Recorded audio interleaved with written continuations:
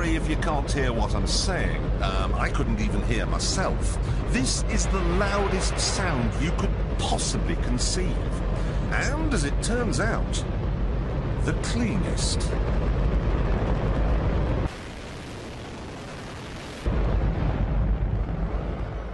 Now, the most amazing thing is that that cloud up there, which was generated by the engine, is just a mixture of hydrogen and oxygen. It's water vapour.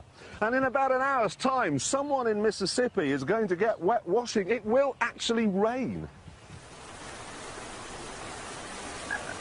I told you! It's raining! That's unbelievable! Oh, NASA's playing God. It's making its own weather.